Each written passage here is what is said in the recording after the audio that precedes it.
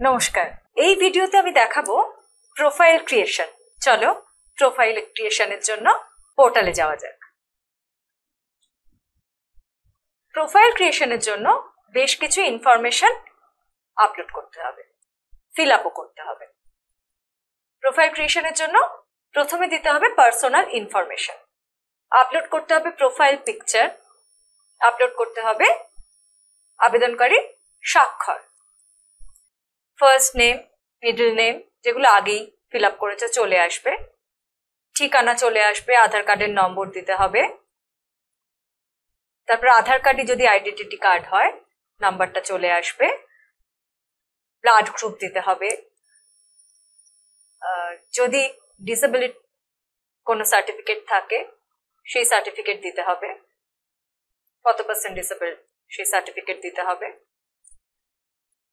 যদি বাংলা শিক্ষার আইডি থাকে সেটা দিতে হবে, যদি স্পোর্টস পার্সন হও তাহলে সেইটার সার্টিফিকেট দিতে হবে। এই ধরনের আরো কিছু ইনফরমেশন এখানে দিতে হবে। এছাড়া এখানে দিতে হবে ব্যাংক ডিটেলস, যেটার কথা আমি প্রথম ভিডিওতে বলেছিলাম। সেই ব্যাংক ডিটেলস এর সাপোর্টিং ডকুমেন্ট এখানে আপলোড করতে হবে। এরপর সেভ এন্ড কন্টিনিউ করে এগিয়ে যেতে হবে এবং এর পরের সেকশনের ইনফরমেশন গুলো আপলোড করতে হবে। পরের সেকশনে হচ্ছে অ্যাড্রেস ডিটেলস।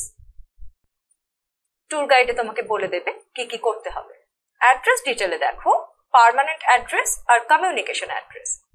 পার্মানেন্ট অ্যাড্রেসই যদি কমিউনিকেশন অ্যাড্রেস হয় তাহলে তুমি সেটা সিলেক্ট করতে পারো। সেক্ষেত্রে পার্মানেন্ট অ্যাড্রেসের যে ডিটেলগুলো তুমি ফিল আপ করবে সেটাই কমিউনিকেশন অ্যাড্রেসে কপি হয়ে যাবে।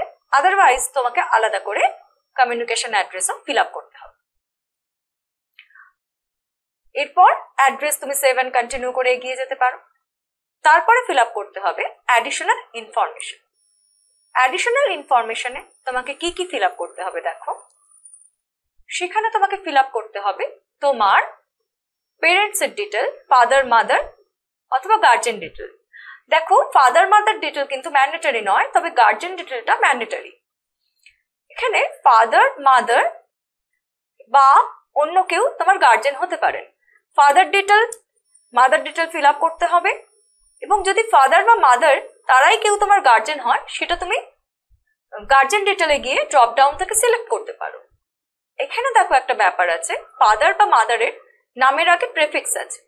ফাদারের নামের আগে দেখো মিস্টার, বা মাদারের নামের আগে দেখো যেমন ডক্টর, মিসেস বা লেট আছে। এখানে যদি মাদার লেট হন তাহলে কিন্তু তুমি রিলেশনশিপ স্ট্যাটাসে গিয়ে গার্জেনে তুমি কিন্তু মাদার সিলেক্ট করলে তোমার কিন্তু গার্জেনে মাদার নেবে না। তুমি যদি দেখো মাদারে তুমি লেট সিলেক্ট করো সেখানে কিন্তু তুমি গার্জেনে গিয়ে মাদার অপশনটা পাবে না। ফলে তুমি খুব দেখে এই অংশটাকে ফিল আপ করবে। এখানে তোমাকে ইনকাম অ্যামাউন্টটাকে দিতে হবে। এবার সেভ কন্টিনিউ করে এগিয়ে যেতে হবে। এরপরে তোমাকে তোমার মার্কস ডিটেল, এটা খুব ইম্পর্টেন্ট, এর ওপরেই কিন্তু তোমার এলিজিবিলিটি ডিপেন্ড করবে। তুমি কোন কোর্সের জন্য এলিজিবল এইটা ডিপেন্ড করবে। তোমাকে 10+2 এর এক্সামিনেশন রেজাল্টের ডিটেল দিতে হবে। সেখানে দেখো তোমাকে সাবজেক্ট চুজ করতে হবে। এই প্রোফাইলটা অর্ধেকটা ক্রিয়েট করা আছে, তাই জন্য এখানে তুমি কিভাবে অ্যাড সাবজেক্ট করে সাবজেক্টগুলো চুজ করবে। ল্যাঙ্গুয়েজ যখন তুমি চুজ করবে সেটা কোন ধরনের ল্যাঙ্গুয়েজ, ফার্স্ট ল্যাঙ্গুয়েজ না সেকেন্ড ল্যাঙ্গুয়েজ, এটা চুজ করতে হবে। মার্কস তোমরা যখন দেবে দেখো মার্কসের ক্ষেত্রে কিন্তু থিওরি না প্র্যাকটিক্যাল সেটা তোমাকে চুজ করতে হবে। প্র্যাকটিক্যাল বা প্রজেক্ট যদি হয় তাহলে সেখানে কত নাম্বার তুমি লিখতেও পারো বা সেখানে ফুল মার্কস কত ফিল আপ করারও অপশন আছে। বোর্ড কিছু কিছু বোর্ড চুজ করার থাকলে সেখানে বোর্ড অনুযায়ী তোমার থিওরিতে কত নাম্বার এবং প্র্যাকটিক্যালে কত নাম্বার সেটা অটোমেটিক্যালি ফিল আপ হয়ে যাওয়ারও বন্দোবস্ত এই পোর্টালের মধ্যে রয়েছে। এবং মার্কস গুলোকে খুব দেখে ফিল আপ করতে হবে। আবারও বলছি, এর ওপরে তোমার এলিজিবিলিটি ডিপেন্ড করবে। একইভাবে তোমার ক্লাস 10-এর মার্কস ফিল আপ করতে হবে। আবার সেভ অ্যান্ড কন্টিনিউ করে এগিয়ে যেতে হবে।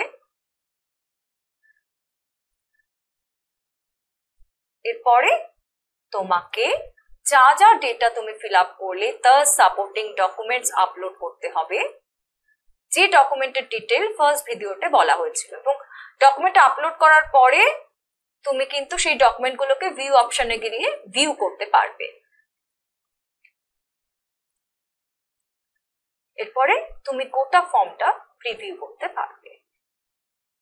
তুমি কি কি দিয়েছো সেই সবটা প্রিভিউ করতে পারবে এবং এই প্রিভিউ অপশনে গিয়ে তুমি কি কি লিখেছো সেটা প্রিভিউ করে তোমাকে চেক করতে হবে।